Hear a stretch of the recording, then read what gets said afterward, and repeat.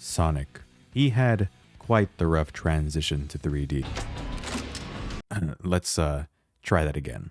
Sonic the Hedgehog, Sega's hip and cool mascot created to compete with Mario in the early 90s, like many other colorful characters from that era, eventually made the intimidating leap into the third dimension. In Sonic's case, this happened in 1998 on the short-lived Sega Dreamcast with the launch of Sonic Adventure. And in all seriousness, it was a pretty smooth transition when all was said and done. Sonic Adventure 1 and its sequel Sonic Adventure 2, which released 3 years later, if we're strictly talking about the levels where you play as the Blue Blur, or his edgy rival in the case of Adventure 2, are very faithful and fun interpretations of classic Sonic gameplay in both level design and general game feel. And Sonic Heroes, while a little rougher around the edges in terms of control, still has its fans due to its colorful aesthetic and, again, solid selection of zones. It's not until we get to 2005, I'd argue, where we can see some cracks begin to form. Shadow the Hedgehog came out that year, and despite me having a soft spot for it in a guilty pleasure sort of way, being the first Sonic game I ever owned, I wouldn't exactly call it a good 3D Sonic game, or even a good Sonic game, or even a good game. And Sonic the Hedgehog 2006, well,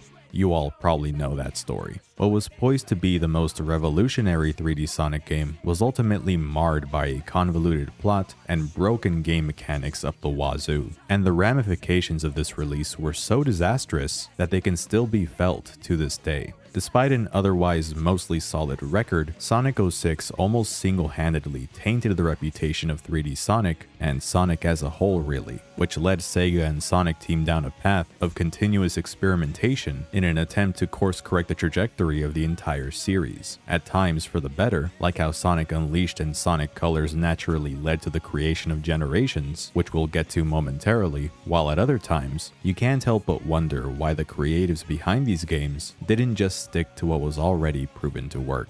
I don't participate in the narrative that Sonic was always bad, but the 33-year-long journey has undeniably been a rocky one. It's one that I've had both the pleasure and displeasure of following for many years now. I wouldn't call myself a huge Sonic fan per se, partly because I'd rather distance myself from certain sectors of the fandom as much as I can. I hope you can understand that. But nevertheless, this is a series that I'm always rooting for, because I know that it can spawn some truly great stuff, from music to a variety of different fan projects to, yes, even the official games. I'm of the opinion that the best hits from the Sonic series rival and, in many cases, even surpass the best of Mario's offerings. Sonic games can be genuinely amazing, and just a couple of months ago, I was reminded of that fact, when a certain 3D Sonic game that once made me hopeful for the future of this franchise was re-released, alongside a new game that, against all odds, has managed to restore that hope.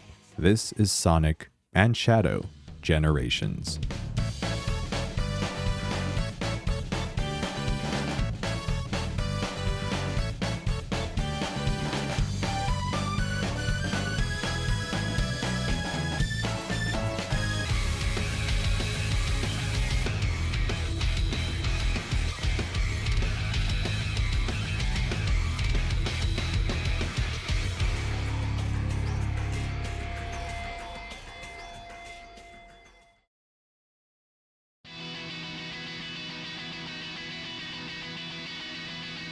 After the disastrous reception of Sonic 06, fan morale was in the gutter. In fear of repeating the same mistakes of that game and further ostracizing their core audience, Sonic Team decided to dial back the scope for the next mainline Sonic project, a decision that, for better or for worse, mainly for worse, would develop into a pattern going forward. What was originally meant to be the third Sonic Adventure title, in its place, we got Sonic Unleashed in 2008. The game's use of the freshly developed and technical Hedgehog engine, and its 3D execution of the boost gameplay that was introduced in Sonic Rush, guaranteed that Unleashed would, if anything, turn some heads. Thankfully, it did more than that. Those who played the game, in spite of some qualms directed at the Werehog segments, seemed to agree that the regular Sonic stages demonstrated a lot of potential if the series were to continue down this path, and that's exactly what Sonic Team did, sticking with this format, axing the Werehog and exclusively choosing to evolve the foundation that the Sonic levels in Unleashed had laid out with Sonic Colors in 2010, striking a healthier balance between the ludicrous pace of the boost formula and more precise and slow platforming. Sonic Sonic Colors became one of the most well-received 3D Sonic entries at the time. It's safe to say that faith in the franchise had been somewhat restored. Listen, it was gonna take a lot more than 2 good games to fix things. The future was looking a lot brighter though, that's for sure.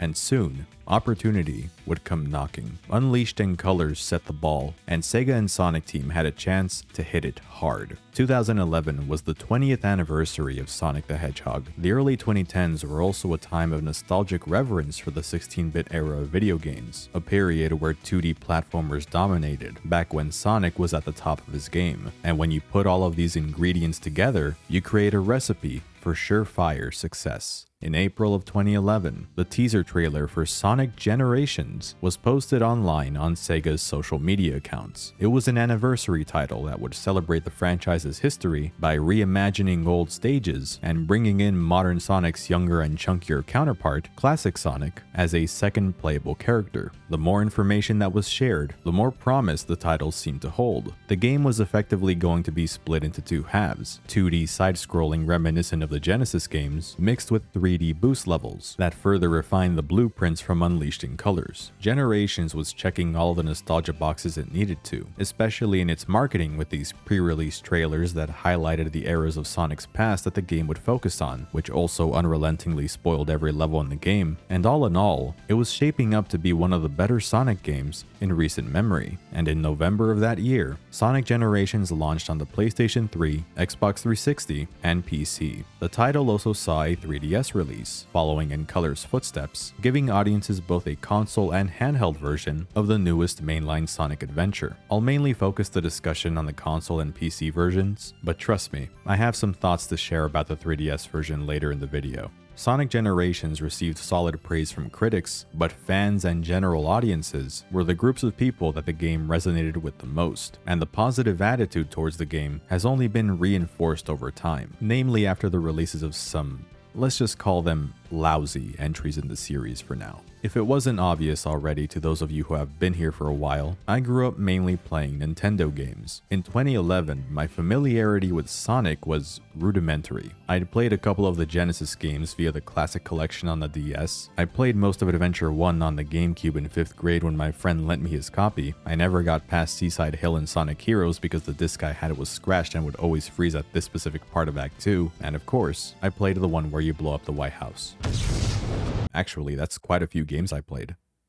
Maybe I am a Sonic fan. Well, at the time, I certainly didn't feel like a Sonic loyalist. So when I tell you that Sonic Generations was the game that made me froth at the mouth out of envy of those who had a 360 or PS3, I fucking mean it. And again, it had almost nothing to do with nostalgia or some strong attachment I had to the older games. I just thought that Generations looked sick as hell, and it pained me that I couldn't have it. All I was able to get my hands on was a hollow imitation. Yeah, I'm kind of a petty bitch. I could tell from all the gameplay I saw that this wasn't just a good Sonic game, it was a good game.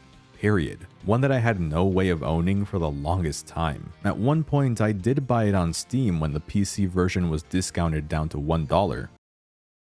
Well, this is worthless. I even almost talked myself into buying an Xbox just to be able to play Generations whenever I wanted to through the backwards compatibility feature, until I realized it meant I'd have to buy a fucking Xbox. And yeah, while I did technically get to experience the full game at launch through a friend who did own it, I still really wanted it for myself. Thankfully, folks nowadays don't have to worry about going through my turmoil, thanks to the game now being readily available to owners of all platforms through Sonic X Shadow Generations, though this unfortunately came at the cost of the original release being delisted from digital storefronts like Steam and the Xbox Store. To be fair, the new version of Sonic Generations isn't some kind of dramatic overhaul, it's more of a slightly enhanced port of the original, so you're mostly getting the same experience regardless of which version you own. The biggest changes I've personally noticed in the updated release are slower load times for some dumb reason, and of course, the changes to the script, which means I should probably talk about the story for a quick minute.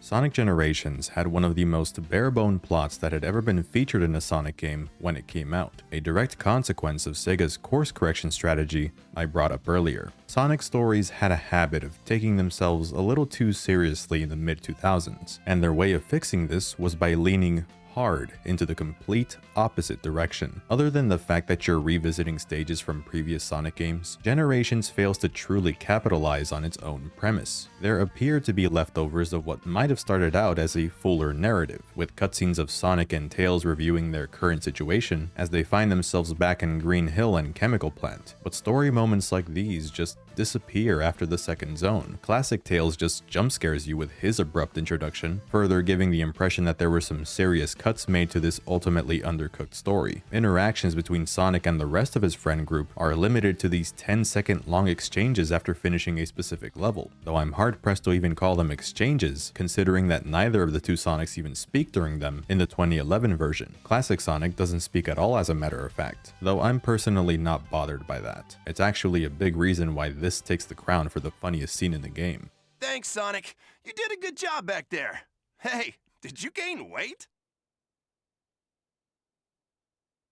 Somehow, the re-release makes it even funnier, with Knuckles insinuating that Classic Sonic ate the entire f***ing island. As I said earlier, the version of the game found in Sonic X Shadow Gens has almost a completely new script. Ian Flynn, longtime writer for the Archie Comics Sonic run and lead writer for Sonic Frontiers, wrote the new dialogue. It's very referential now, and I know that a lot of people find it to be gratuitously indulgent, but I personally don't mind it much. If anything, I welcome that Sonic and company now appropriately acknowledge their previous adventures, instead of acting like they don't know what the hell a Green Hill is. But I'll admit that some lines did come across more naturally in the 2011 release. It's a bit of a mixed bag, and it kinda sucks that we're stuck with the new script whether we like it or not. But even saying that is edging dangerously close to the whole preservation topic that is, frankly, way too big to get into right now. Maybe some other day.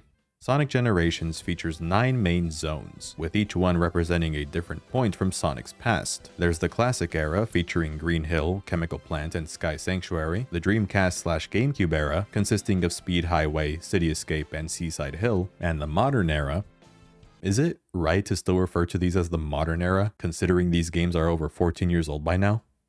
Anyway, Crisis City, Rooftop Run, and Planet Wisp make up this tier of levels. Apparently, the level choices for Generations were largely influenced by research conducted by Sega to determine the most popular stages from the 9 games that are represented. For the most part, I think they did a pretty good job. With some of these games, really, it was pretty difficult for them to make a wrong choice with how many good options there are. Sonic 1's level basically had to be Green Hill, Adventure 2's had to be City Escape, but for something like Sonic 3 and Knuckles, Ice Cap, Flying Battery, Launch Base, or Hydro City all would have been perfect fits. I commend the team for coming up with as solid of a stage list as this, and one with pretty good difficulty balancing to boot, with the modern era appropriately feeling like more of a challenge than the Dreamcast era, and so on and so forth. I have only one real issue with this stage list. I'm not fond of Planet Wisp.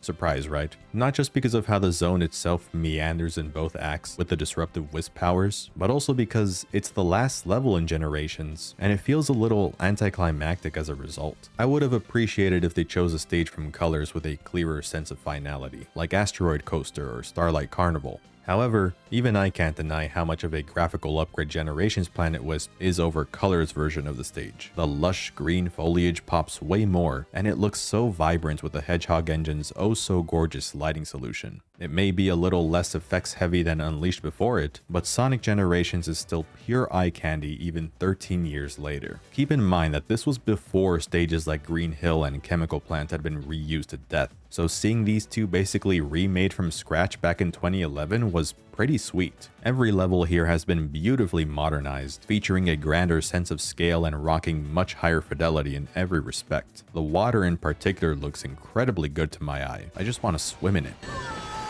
This is a game that's over a decade old at this point, so yes, some elements have aged. Textures can look a little rough, as can some models, and even in the re-release on PC, there's still a 60 FPS cap, which is kind of annoying seeing as the other game in this package does support higher refresh rates. But these are minor nitpicks in the grand scheme of things. Sonic Generations honestly looks better than most other Sonic games that have come out since its launch due to its strong art direction and smart use of flashy graphical effects. As for the music, well, saying that the soundtrack in this game is a banger is like saying that Smash Bros has the best OST in gaming. It feels like cheating. Most of the songs in Sonic Generations are remixes of beloved classic Sonic tunes, and music is an area where Sonic has almost always excelled at. But damn, it would be remiss of me if I failed to mention how much the music factors into my enjoyment of the game. Since each zone is divided into 2 separate acts, one for classic Sonic and one for modern Sonic, each act features a different composition of a stage's iconic theme. In the Genesis era stages, for instance, Act 1 music is heavy on the synth to give the songs that old school Genesis flair, while the Act 2 songs tend to use actual live instruments and generally sound fuller to supplement the high-octane action of modern Sonic's gameplay. A couple of standout tracks to me include modern Sonic's Seaside Hill, since it blends the themes of both the OG Seaside Hill as well as Ocean Palace, which I think is really clever,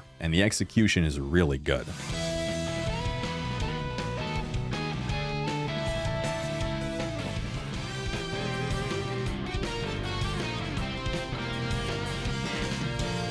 And classic Rooftop Run's emphasized percussion combined with the violin is literal music to my ears.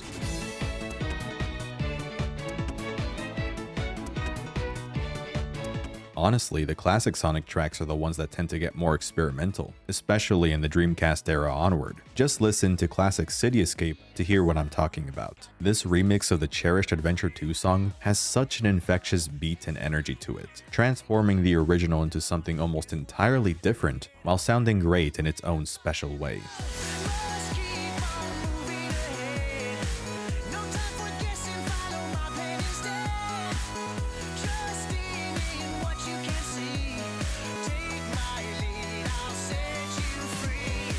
The best thing about all of this though, you can change the background music in any stage to any of the dozens of unlockable tracks, and this is the case for challenge acts and boss fights as well. Wanna listen to Windmill Isle while fighting Perfect Chaos? That's pretty fucking weird, but nobody's stopping you. It's a really nice feature that serves as an excellent way to customize your experience, even if just slightly, whenever you go back to replay a certain zone. Cause let me tell you, I come back to this game a lot just to run through my favorite stages again. Now, when people praise Sonic Generations, for the most part, it's in reference to the modern Sonic stages. And don't get me wrong, I'm also in the camp of thinking modern Sonic is the best part of the game, but I do find it kind of unfair that classic Sonic gets overlooked simply because of how much more exhilarating the modern Sonic half is. Classic Sonic in Generations attempts to replicate the 2D side-scrolling action from the Genesis games with its own modern twist, employing dynamic camera angles and playing with the separation of the background and foreground to give each level an added sense of depth. The single best thing about classic Sonic's levels is how closely they mirror the zones in the Genesis games in the way they're constructed. While there are many opportunities to go fast and speedrun these stages, exploration is at the forefront here. Pretty much every classic level in Generations follows this philosophy to a T.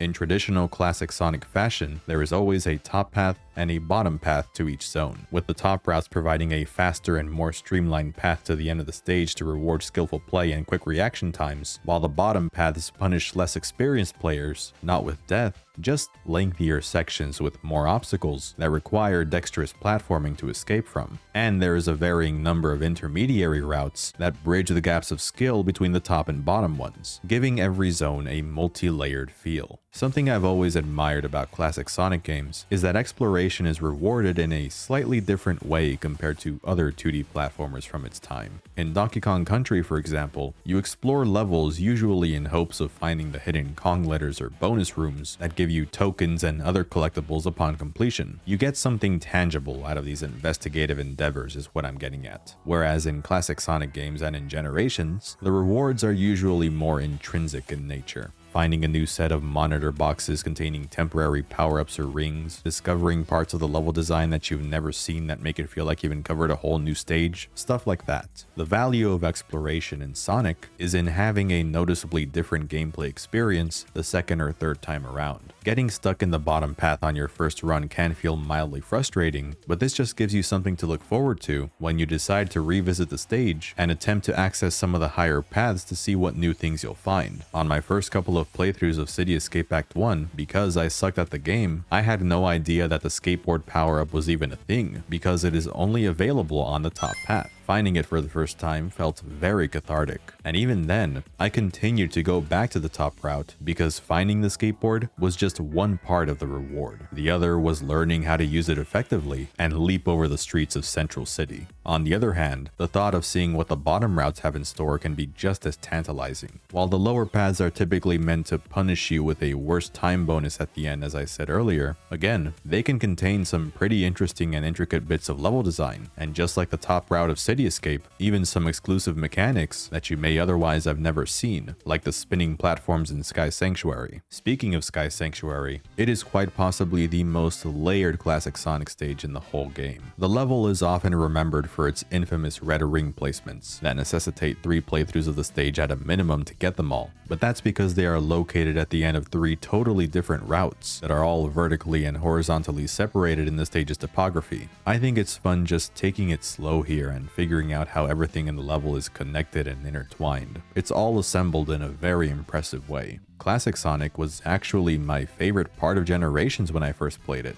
in large part because the slower nature of his levels was easier for my younger self to digest and adapt to. Don't think for a second though that Classic Sonic stages are just devoid of speed. His spin dash, which has been a staple move of the character since Sonic 2, was buffed to an insane degree in this game, to the point that it can actually make him reach speeds that exceed modern Sonic's boost. This is your go-to tool for executing those crazy speedrun level skips, and for running through loops and up slopes, because for those last 2 things, if you try using other tactics, like bouncing off of springs or running to build enough momentum, you're going to have a hard time. The control is definitely the least polished part about Classic Sonic in this game. Compared to some of Sonic Team's other efforts to recreate the feel of the Genesis games, it admittedly is not as bad as it could have been. This isn't a Sonic 4 Forces situation. But when I can't even clear this slope in Planet Wisp with this red spring that is clearly meant to give me enough of a push to get me to the top, but it can't because of the strange antithetical physics, it just feels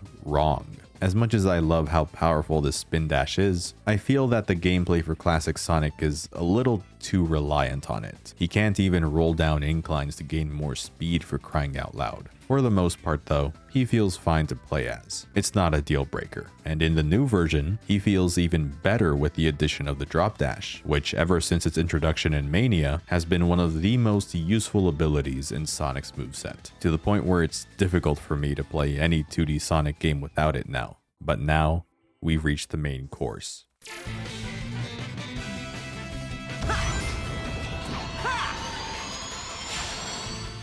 Modern Sonic in Generations is a refined and near perfect take of the boost gameplay from Unleashed in Colors. First and most obvious, the sense of speed you get in the modern acts is breathtakingly kinetic. This formula has been criticized for its linear sequences that require little to no player input. And don't get me wrong, there is some truth to that when it's in reference to certain iterations of this gameplay style, but in Generations, it isn't so egregious. In fact, I wholeheartedly believe that these sequences are a necessary evil of sorts. These automated segments don't come at the cost of genuinely compelling level design. They're here to serve as intermissions in between the sections where more elaborate platforming is necessary to progress. And there are a lot of minute design elements that come together to prevent them from feeling like boring, uneventful junctures. The sonic boom that occurs when you initiate the boost, the blue aura that surrounds Sonic. The level designers also understood the importance of making the roads Sonic runs on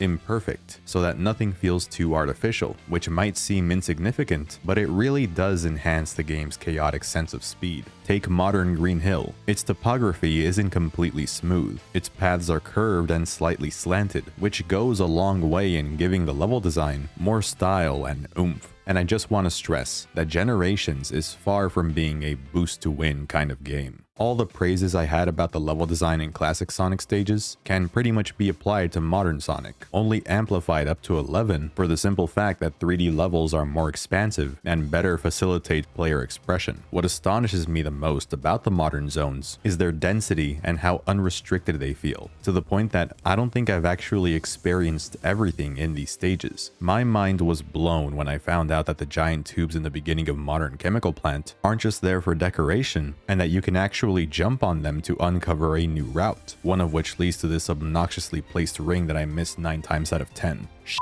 In Seaside Hill, you can run on the shorelines and even run across the water to make it to this canyon that allows you to skip a decent chunk of the first 2D section. There are all kinds of hidden paths like these in modern Sonic's levels that the game doesn't explicitly highlight. It's your own curiosity that leads you to stumble upon them by pure accident a lot of the time. Modern Sonic's wider list of moves also makes the act of exploring his zones more interesting and interactive. The homing attack, although it can be unlocked for classic Sonic, is clearly more at home with modern Sonic, and his levels are built around the ability more. Using it effectively can not only lead to some of the higher routes, but also fill your boost meter when used on enemies. The drift can slightly fill the boost meter as well, and is also useful for clearing those tighter turns when you're moving incredibly fast. The stomp is great for breaking through some destructible objects, and for landing on the ground quicker to start boosting sooner, keeping the frenetic pace going. Abilities like the light dash, the slide, the sidestep, and the short hop reward your quick reflexes, as they're usually only required in select scenarios, like to avoid awkwardly running into walls or tripping over small bumps on the road. And that's the bottom line of what makes modern Sonic's levels so thrilling and replayable. Every zone is built for you to take full advantage of these moves, oftentimes in quick succession, which raises the game's skill ceiling. Modern Sonic stages are large, intricate obstacle courses where there's never a dull moment. You're meant to replay these stages over and over again, learn them inside and out, until you can run through them flawlessly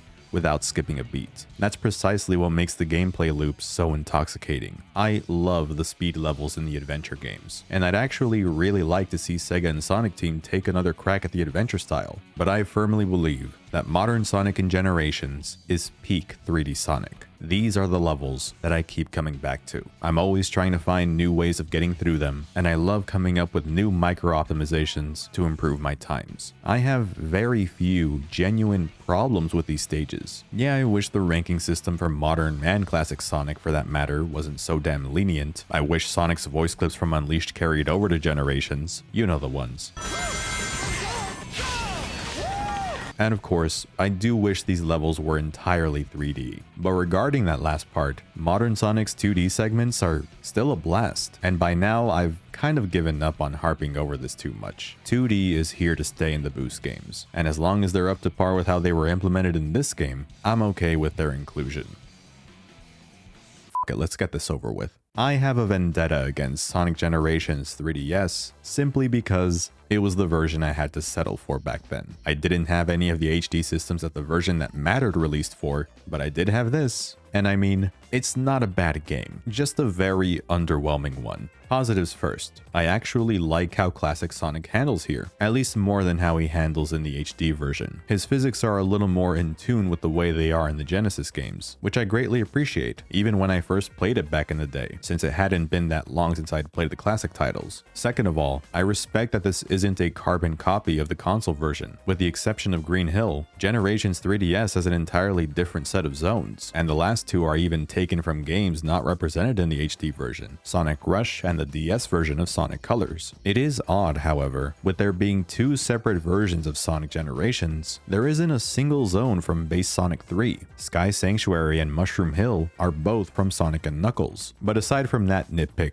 I don't have anything bad to say about the level choices in 3DS either. Having different zones from the console version also means we get a handful of new remixes that, while not as strong as the console version selection in my opinion, some of these are still pretty great. The trumpets in Modern Casino Night sound incredible, and Radical Highway Act 1 is a certified bop.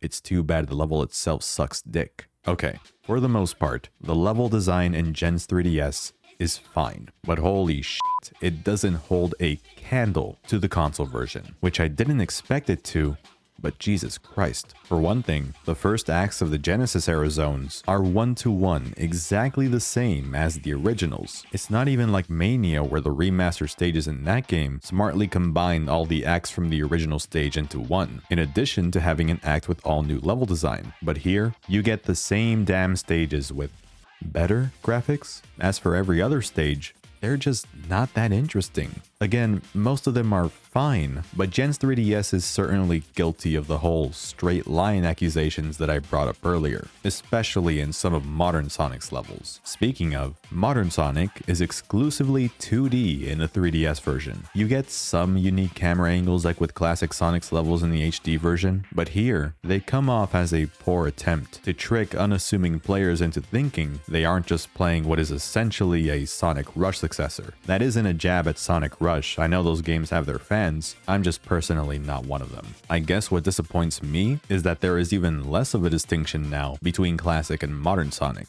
and it's doubly disappointing that this could have been Sonic's first 3D game on a handheld, but they just didn't take the plunge. They probably wouldn't have been able to make the boost gameplay work in 3D on this system, but I remember hearing somebody say a long time ago that they should have tried bringing the adventure playstyle back, as it wouldn't have been as taxing on the hardware, which I think would have been brilliant if executed well. The two versions of Sonic Generations would have complemented each other perfectly if Sega went down this road, but instead, this is a hydrogen bomb versus coughing baby situation. Nowadays, that's what upsets me the most about Generations 3DS. Not the fact that I was stuck with it as a kid, but the prospect of what it could have been instead of this shallow platformer with none of the staying power of its contemporary. At least the time meter isn't such a piece of shit in this version. Yeah, there are boss fights in Sonic Generations, but they aren't really worth the trouble of going over in much detail. Rival battles are a joke barring the fan service that I do get a kick out of, and the main bosses are just sort of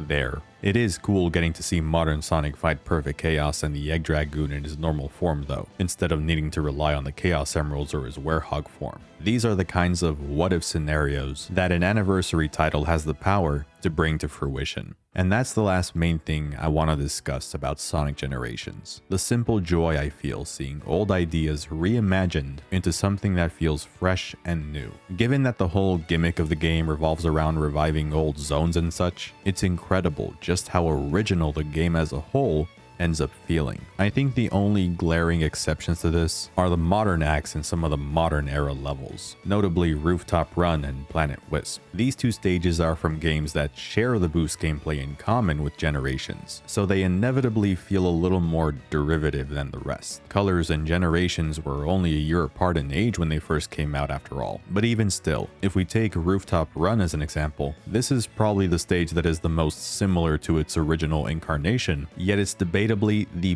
best level in Generations. It takes the best beats and set pieces from the Unleashed version and condenses them into a wild, fantastical roller coaster of a zone, one that is superior to the original in just about every way if you ask me. And Planet Wisp, alright, I already said this stage isn't the greatest, neither act is, but my point still stands, damn it. Sonic, please work with me here, buddy. The modern acts of the Genesis era levels may as well be brand new Sonic stages with how innovative they are. Other than aesthetics and the like, they are virtually unrecognizable from the originals. Hell, you can even say that about the classic Sonic versions of every stage from the Dreamcast era onward. All of these were originally in 3D, so seeing 2D interpretations of the Gun Truck in City Escape or the Tornado in Crisis City is really awesome. Classic City Escape just keeps claiming dubs, doesn't it? The Gun Truck is even more of a pain in the ass in Act 1, as it has a direct impact on the shape of the level itself, and you have to race against it to reach some of the red rings and top routes. Really, I could sit here for a good long while gushing about how wonderful these stages are. Modern Sonic Speed Highway lives up to its name, featuring some of the most fast-paced action in the whole game, and all of these fun opportunities to use the drift on the winding interstate roads. His run through City Escape is made even more insane now that he has the boost and can just fucking slam into cars on the road, racking up thousands of dollars in property damage. If it wasn't for Rooftop Run, modern Seaside Hill would probably be my favorite stage in the game. So much variety, so many skips you can perform. It's one of the prettiest levels here, and they brought back the little cart from the original, and Crisis City. The fact that it's even here is still pretty unbelievable. You have Nintendo who barely wants to acknowledge games from their catalog that are actually good, yet here's Sega choosing to recognize the game that almost irreversibly tanked the reputation of their most popular IP. This is how you celebrate a legacy. This is how you revive iconic moments. This is how you make a good fucking Sonic game. Sonic Generations turned out to be the best case scenario, an affirmation that Sonic was still very much alive, that he wasn't a lost cause. Unleashed and Colors weren't lucky accidents. Generations proved that Sega and Sonic Team knew what they were doing and had successfully put the franchise back on track. This game made me enthusiastically anxious for what was to come. For as great as Generations was, my biggest complaint, if I can even call it a complaint, is that there wasn't more. Well, even saying that isn't entirely truthful if you take into account the hundreds of fan mods for this game. Say what you will about the Sonic fandom, but one thing's for certain, they're a dedicated bunch. Fun fact, the footage you've seen of the daytime stages from Unleashed, that's all from the Unleashed project, one of the oldest and most famous mods for Generations. Anyways, after Generations, what I really wanted was an entirely new project. One that focused solely on modern Sonic, keeping the same level design philosophy but with original stage themes and gimmicks, and maybe even a story that wasn't too afraid of taking risks and being a little more serious. A game like that could have the potential to be even better than Generations, and I for one couldn't wait to see what it would look like. Hey Sonic! Enjoy your future! It's gonna be great! Hopes and dreams, right?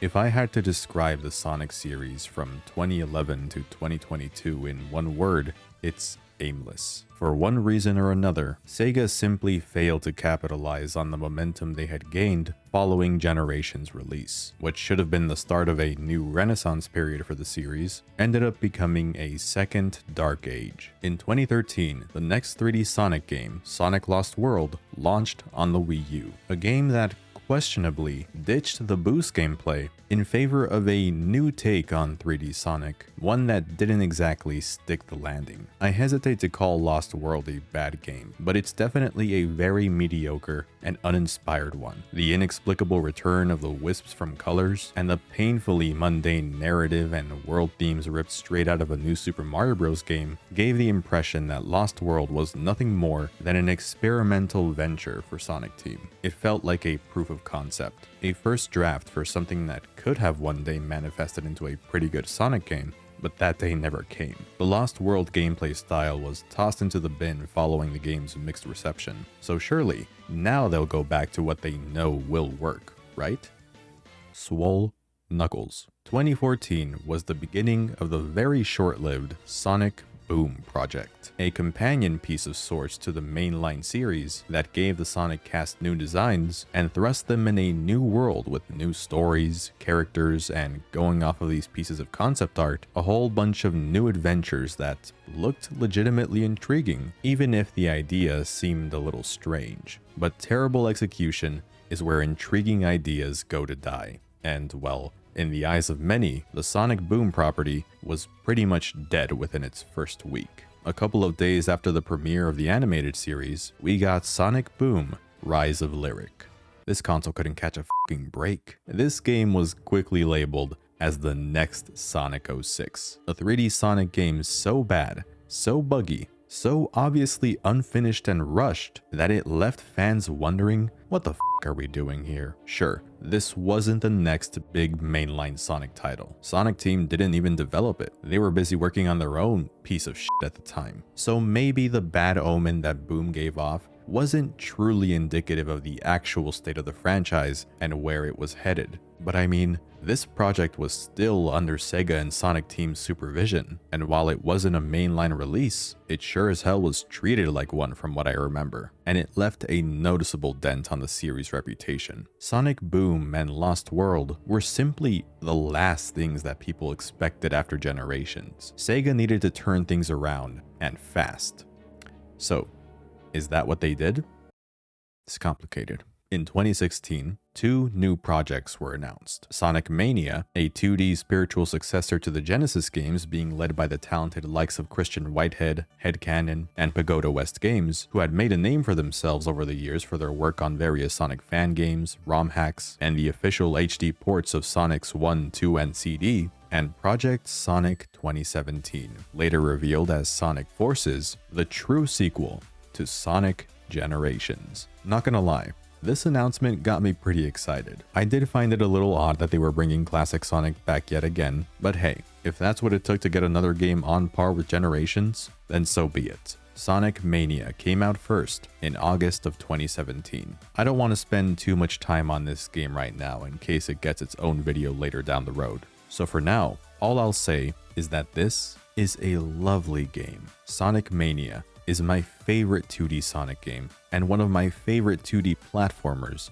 of all time. And I remember thinking to myself, if this is the level of quality that we can expect from Forces, then Sonic is back, baby. Sonic Forces is a fucking piece of dog shit ass garbage. I fucking hate this game. I didn't want to believe that Sega and Sonic Team were going to squander yet another 3D Sonic game, let alone this one. But as I slowly came to terms with certain things, like how ultimately unnecessary classic Sonic's inclusion here was, how he and the return of the villains and even this bit of text from the initial announcement smelled of desperation and manipulation, and as I grew increasingly skeptical with each new bit of gameplay I saw, I knew I had to brace myself. Sonic Forces is not a bug-riddled mess like some previous disasters in the series. It's even worse. Forces is one of the most soulless, sauceless, shameless things I have ever had the displeasure of experiencing. Nothing, absolutely nothing about this game is better than Generations. Everything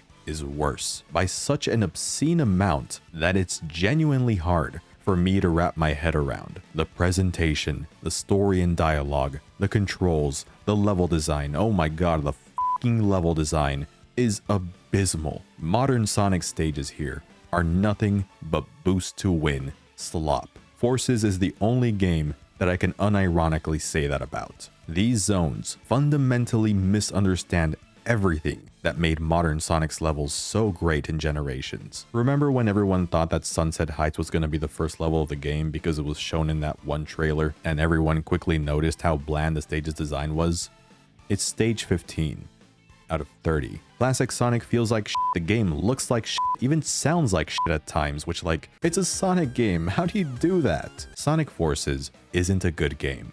It's a product, a predatory cash grab that weaponized the remaining bit of faith that fans like me still had in Sega to put out another great 3D Sonic game. It's one of the worst games I've ever played because of how offensively low effort the whole package is. This game broke me, and the high I felt after Generations was like a fleeting memory by this point. I no longer believed that Sega and Sonic Team had it in them to create new, fun levels for me to run around in at the speed of sound. And as a side note, the mistreatment of Shadow in these recent Sonic games also pissed me off. Remember, my current feelings about the game aside, Shadow the Hedgehog was my first real exposure to this franchise, and ever since then, I've been enamored with the character. As a kid, his cool and edgy demeanor and the dynamic between him and Sonic really appealed to me. What can I say? As I got older, his tragic backstory is what kept him as my favorite character in the series, and seeing him reduced to nothing more than cheap fan service in Boom and Forces, just this one-note background prop cursed to stay in the sidelines, only called upon to get people like me to mildly pop off from seeing him on screen for a couple of seconds,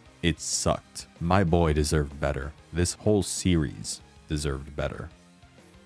I am a Sonic fan. After Forces, I was left deflated, defeated. I couldn't believe how far these games had fallen. There was Mania, sure, but jumping the gun a bit here, I haven't played Superstars, but I haven't heard great things about that game either. Why does Sonic, the goddamn hedgehog, so often receive this level of treatment? Even when a game that people liked got remade in the case of Sonic Colors Ultimate in 2021, Sega found a way to f that up too. Worse visuals, worse stability, UI elements that looked like they were cooked up the day before the game went live. I was done. I was just done. For a while, that is. Because in late 2021, Sega revealed what Sonic Team had been working on for 4 years at that point. An open zone, as they put it, take on Sonic the Hedgehog. Sonic Frontiers, which launched in 2022, isn't perfect, but it was the first time in a long time where I left not feeling so underwhelmed after playing one of these games. They brought in a new writer, Ian Flynn, as I mentioned previously, a move that I think has paid off greatly. And while the whole open zone part of the game was yet another experimental shakeup for Sonic, this was one that actually seemed to have some promise and room for growth. Frontiers pleasantly surprised me. I wouldn't say that I love it, and it's like the definition of a 7 out of 10 game, but it's the special kind of 7 out of 10, you know? The fact that I made it as far as Chaos Island on a new file recently when I needed to get footage of the game, knowing damn well that I could have gotten by just playing through the first area, is telling of how much I legitimately enjoy running through these open sandboxes as Sonic. Sadly, my main gripe with the game was directed at the part that shared the most similarities with Generations, the linear cyberspace levels. Many of these I found were just barely a cut above what Forces had to offer. And really, Green Hill and Chemical Plant, again? And now Sky Sanctuary too? As if the other two didn't already stink of unoriginality and asset reuse. And that's without even mentioning that most of these level designs are just copy and pasted from previous 3D Sonic outings. That being said, cyberspace wasn't as insulting to me as Sonic Forces was, mainly because I knew that it wasn't the focus of Frontiers. Plus, a select few of these levels were decent and even kind of good. I was cautiously optimistic at this point. I'd been burned before, so I tried not to get my hopes too high, but I was at least a little curious of what would come next. Frontiers performed well enough financially that Sega claimed they'd have a bigger budget for the next Sonic project, and that alone was refreshing to hear. Things were looking up, in a manner of speaking. The post-credits scene of the second Sonic movie even teased Shadow for the third film, and by the time this video goes up, Sonic fans around the world are likely watching Sonic 3 in theaters and cheering when the 12-year-old terminally ill girl gets f***ing executed by the military.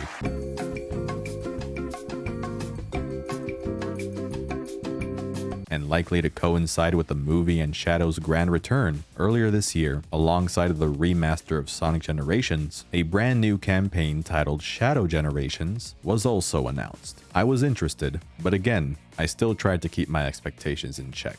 In contrast to Forces though, every new bit of pre-release material for Shadow Generations only continued to pique my interest, to the point where I had to stop myself from watching any more trailers because I had already been sold on the game. This wasn't an episode Shadow situation as I had feared as the worst possible outcome for a project like this. This was a legitimate side story to Sonic Generations, like some long-lost DLC expansion that was comparable in scope to the base game, and it has a Bowser's Fury-inspired open zone that was also taking elements from Frontiers? Why did this actually look good? Could it be that after 13 years, this was it? A worthy and proper sequel to Generations, now starring resident Latina lover Shadow the Hedgehog? When October rolled around, I was giddy. I was hopeful. The animated Dark Beginnings series on YouTube certainly wasn't making the wait any easier either. This is a great watch, by the way. I highly recommend you check it out for yourself. In spite of my excitement, I was still a little wary. Forces did irreparable damage to my soul. Even after seeing the high critic scores, I still wasn't fully on board. I had to judge it for myself. And now, here we are. It is time to awaken the ultimate life. Welcome to the world, Shadow the Hedgehog.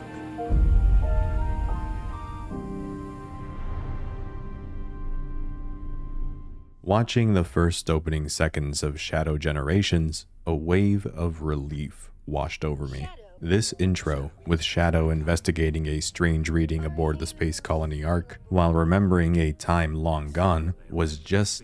I couldn't believe what I was seeing. Quality cutscene direction in my Sonic game? This transition, this music, this somber tone. Holy shit. This is gonna be a good video game, isn't it? And as the first level started up, that question was answered with an emphatic yes. Fine. I've got you now. I won't let you get away.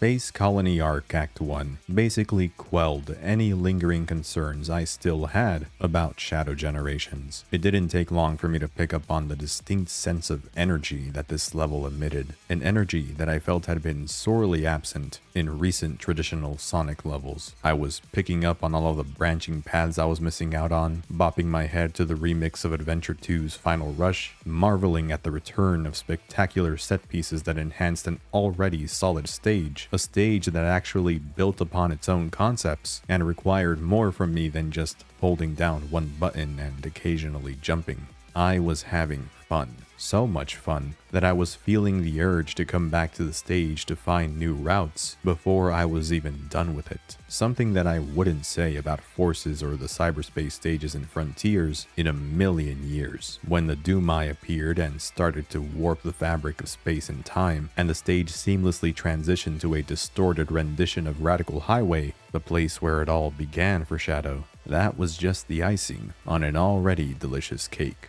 I knew I was in store for peak 3D Sonic by the time I reached the goal ring.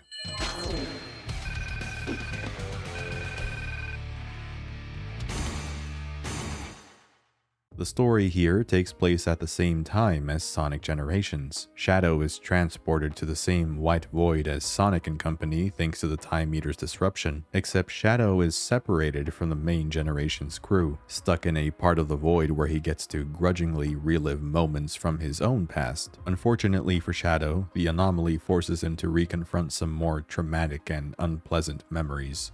Like Big the Cat, it doesn't take long for him to confirm beyond a shadow of a doubt that Black Doom, the devil himself, has returned and is leveraging the disorder in space-time for his own personal benefit. Shadow's absorption of these gooey Doom powers throughout the game is also a part of the Conqueror's nefarious scheme. Shadow also eventually runs into Gerald Robotnik and Maria, specifically versions of them that were plucked from a point in time that precedes the incident. As the plot trudges forward, Shadow struggles with his internal, ever-burgeoning feelings of anger and vengeance that begin to resurface due to Black Doom's influence and the genetic link between the two. To make things worse, he is now faced with a tempting decision. Should he do his part in fixing the time anomaly, or leave things as they are if it means that Maria and Gerald can stick around? The two people who at one point gave him purpose and defined his entire being. Compelling writing in a Sonic game. You love to see it.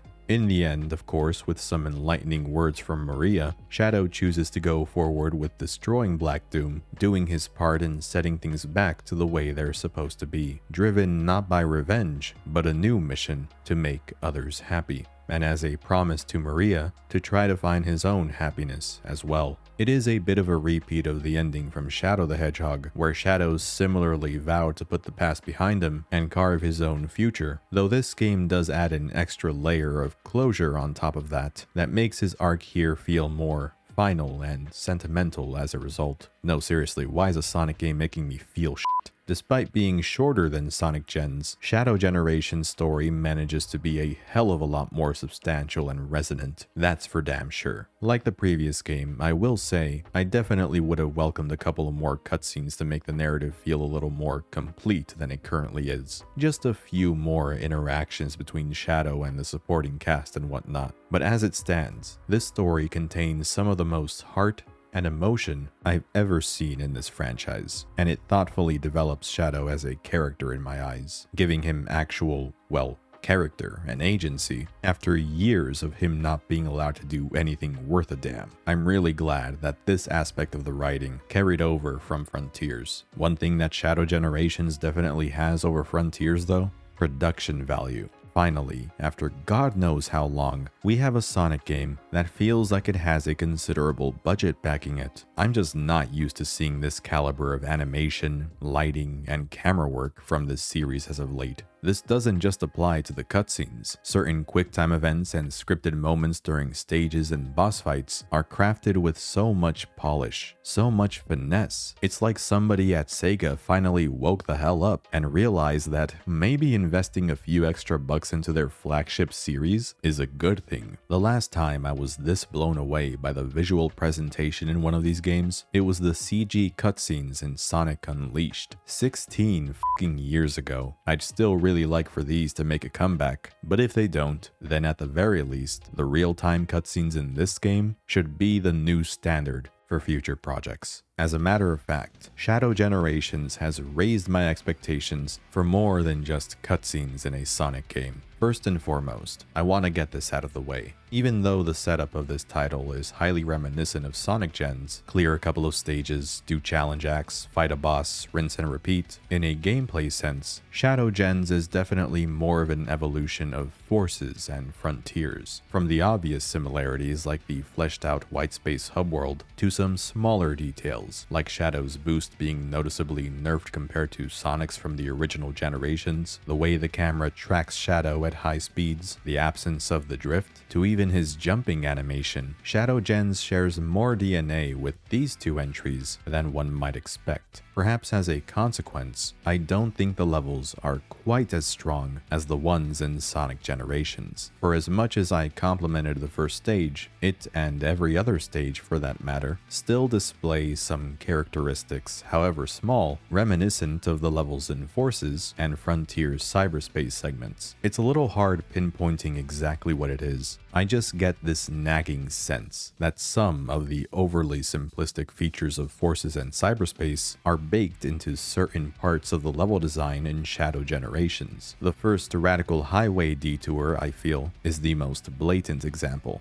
However, don't misinterpret what I'm saying here. While I still consider those older modern Sonic levels to be the pinnacle of the boost formula, Shadow's levels in his game are still leagues above what Forces and Frontiers offered, and are only a slight step below Sonic Generations, in my opinion. Shadow Generations, in a way, is kind of like what Forces should have been, what I expected it to be. Nowhere was this more clear to me than when I got to the new and improved Sunset Heights. In Forces, this stage ends before it even has a chance to leave any sort of lasting impression, like most levels in that game. Sunset Heights in Shadow's game is stacked with more varied set pieces, routes. The backdrop of the war and destruction are actually meaningfully incorporated in both the gameplay and the level's sense of spectacle, and instead of ending prematurely in the same way that Forces conditioned me to expect the level from that game to end, it keeps going, with even more back-to-back moments of high-speed platforming greatness. Shadow Generations is a tour de force in the way it blends cinematic extravagance with highly interactive gameplay that is every bit as exciting and player-involved as I had hoped. Space Colony Arc, Rail Canyon, Kingdom Valley, Chaos Island,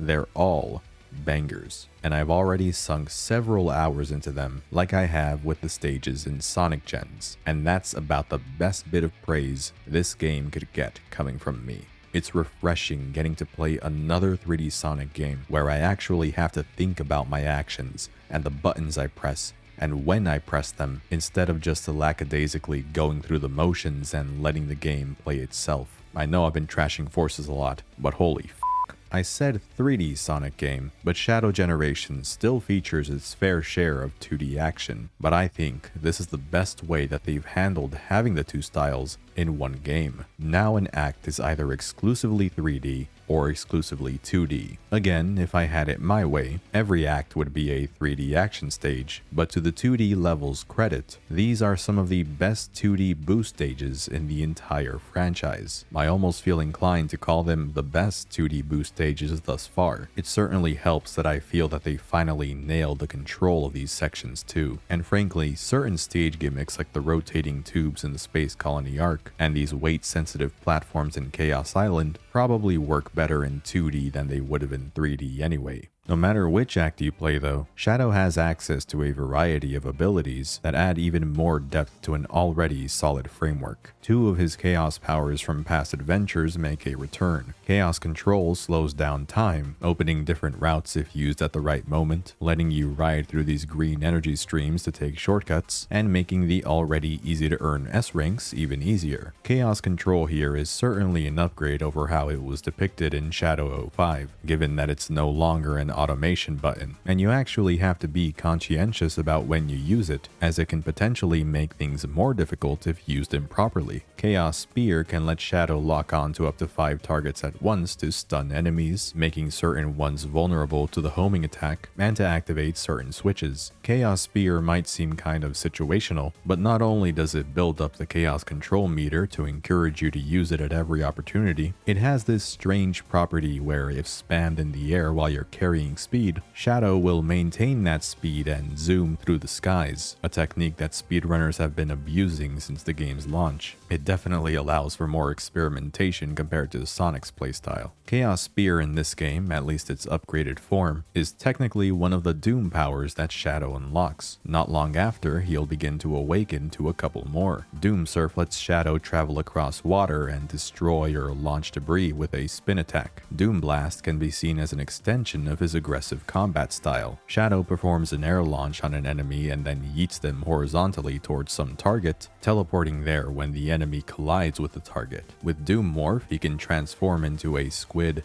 octopus looking thing that can travel through this purple goop and latch onto these orbs to swing off of or shoot himself through, which I don't think the game explains very well, but it's not too bad once you get the hang of it. And finally, Doom Wing lets Shadow fly at a fixed altitude as long as he has rings and boost energy. I find that the addition of these power-ups to Shadow's kit and their creative applications are a big reason why every zone are able to stand on their own as great Sonic levels in their own right, regardless of how much they borrow from their original incarnations. It's the Sonic Generation situation again, where apart from the theming, the zones may as well be entirely new. Take Chaos Island, for instance. It's completely altered from its Frontiers equivalent from a gameplay perspective. One is an open zone and the other a linear obstacle course, sure, but Doom Morph significantly transforms the way you play through the level and gives it a wholly new identity. Kingdom Valley's lakes that demand the use of Doom Surf and Radical Highway's open skies that beg you to use the Doom Wings accomplish the same thing. Though to be completely honest, Doom Wing might be my least favorite of Shadow's abilities, just because it's the most unexciting in my eyes. And honestly, I much prefer having to engage with the meticulous level design on the ground over just flying past everything. It's a big reason why the full-fat Radical Highway stage was kind of a letdown to me at first. The game really pushes you to show off your newly acquired demonic wings, and I ended up skipping over a sizable portion of what I'd consider to be one of the most well-made zones in either generation's game. Both of these acts are truly excellent. Doesn't mean I'm a fan of this being the last stage though. It isn't quite Planet Wisp levels of anticlimactic, and I can definitely accept the argument for how Radical Highway is a thematically appropriate way to close out Shadow's journey. I understand all that, and normally I am a sucker for the whole ending things where it all began trope. I guess my main problem is that Radical Highway was already represented in not 1,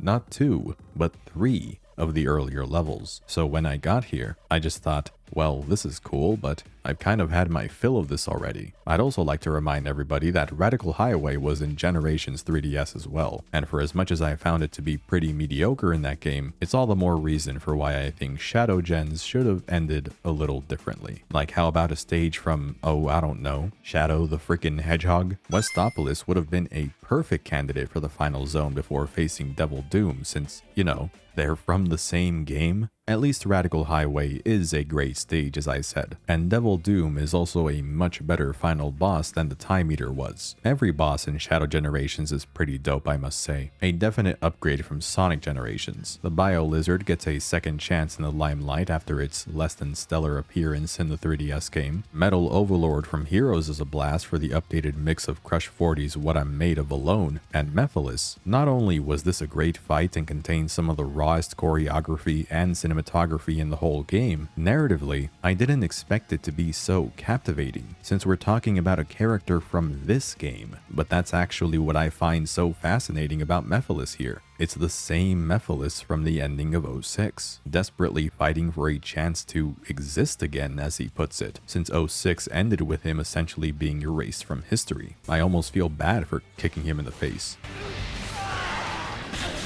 Shadow Generations could have just been these 6 levels and these 4 bosses, and I would have been satisfied. Actually, that's a lie. I wish there were more levels. But in addition to the ones we did get, we also get a compact version of the Frontiers framework with this revamped version of Whitespace. In Sonic Generations, there really wasn't much to do in Whitespace aside from accessing each zone, plus it was 2D only. In Shadow Gens, we get full camera control, the place is chock full of these bite-sized, fun platforming challenges like in Frontiers that lead you to these chests that open with tokens collected within the stages that unlock extras in the gallery just like the red rings used to, and these are in conjunction with the chests you'll come across from just exploring every nook and cranny of Whitespace, something I found myself doing anyway because Shadow feels just as responsive and smooth to control as he does in the normal stages. He has access to all of his Doom powers here as well to make exploration in this playground that much more delightful, and there's even more to do in the post-game where you can take on tougher challenges in the blood-red soaked version of the hub. Challenge acts and bosses also have hard versions here. Come on, how hard can they be? In Frontiers, I and many others took issue with how artificial and primitive all the floating platforms and grind rails looked and how they clashed with the photorealistic environment, almost like the game never left the beta stage of development. The same could be said about Shadow Generations open zone, but the difference here is that Whitespace was already a fairly primitive, abstract-looking area, so all of these simple assets actually managed to fit in with their surroundings a lot better. And the music here is so good. It's this dramatic, almost melancholic rendition of All Hail Shadow that has this tinge of underlying sadness and loneliness that I can't quite put into words. I love it. It's a perfect reflection of Shadow's character.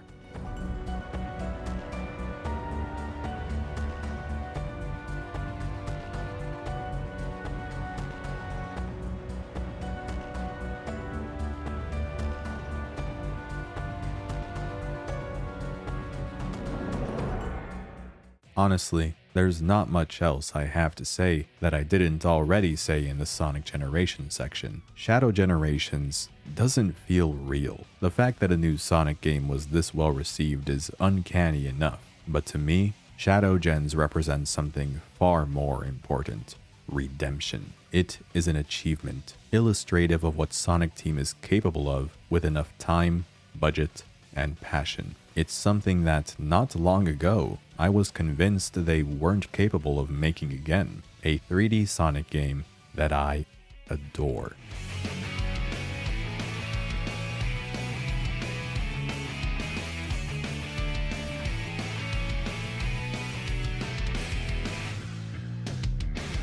My favorite Sonic games of the last 15 to 20 years have been Sonic Generations, Sonic Mania, and now Shadow Generations. Upsettingly though, they all have one thing in common. They all center around the concept of celebrating and reliving the past. Don't get me wrong, that alone is not enough for me to think any less of these titles. They're all fantastic, and saying that they're carried by their fan service would be incredibly reductive and disingenuous of me. But I want Sonic to move on. Leave behind the green hills and the chemical plants and the sky sanctuaries. Please. I swear I'll lose my fucking mind if I see them again in the next game. I want this franchise to soar, to reach greater heights, to do something new. But please, no more half measures. Shadow Generations didn't skimp out on anything. It proved that Sonic games don't have to be compromised. Cause imagine a Sonic campaign that is as polished as Shadow Gens in every metric, but with a full-length story, in a brand new setting, and brand new playable zones that we've never seen before. That's what I mean when I say I want more. Not more Generations games that keep recycling old stuff.